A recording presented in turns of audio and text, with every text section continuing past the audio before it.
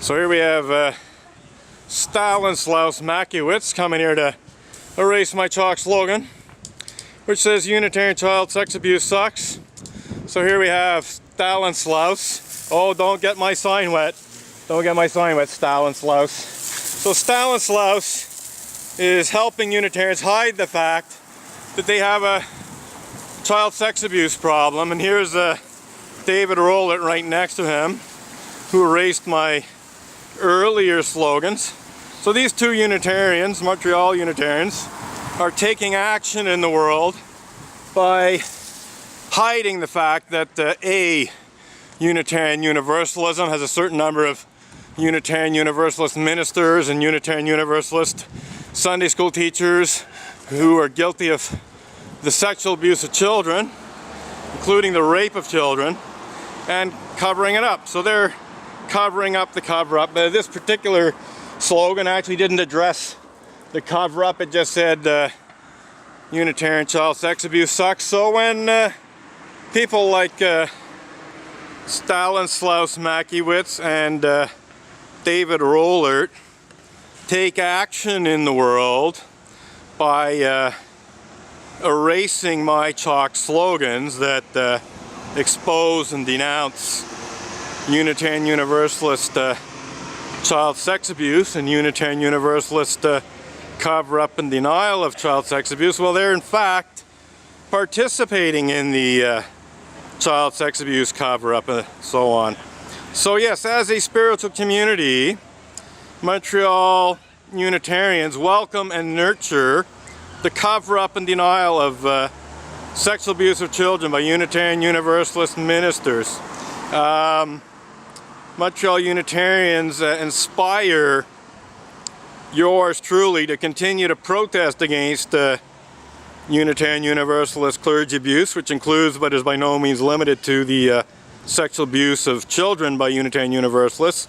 And they inspire me to challenge not only the sexual abuse itself and other forms of abuse, but to challenge the cover-up and denial of all forms of clergy abuse and various other injustices and abuses, such as intolerance and bigotry and slander and libel and verbal and psychological abuse and physical abuse, and indeed other forms of sexual abuse and sexual misconduct by Unitarian Universalist ministers and Sunday school teachers, etc. And yes, Montreal Unitarians take immoral and unethical and borderline criminal, and in some cases actually criminal, action in the world in their efforts to hide the truth about clergy abuse in general and sexual abuse of children by Unitarian Universalist ministers and Sunday school teachers, etc.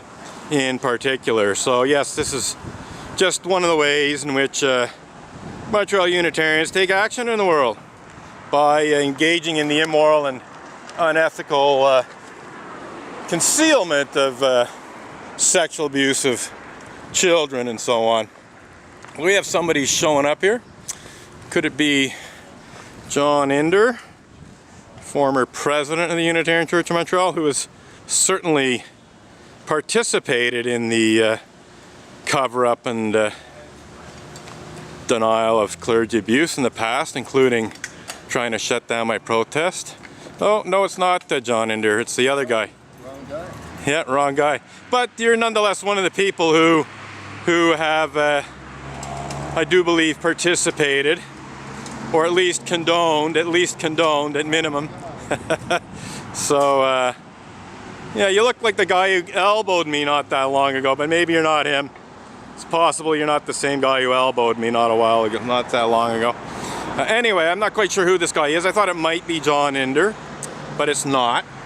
Somewhat older than John Inder, but nonetheless, you know, another guy who's basically knows about this protest and, to the best of my knowledge, has never at any time spoken out against Unitarian Universalist clergy abuse and the cover-up and denial of clergy abuse, including, and more particularly, child sex abuse by top-level leaders of the Unitarian Universalist Association and many Unitarian Universalist ministers.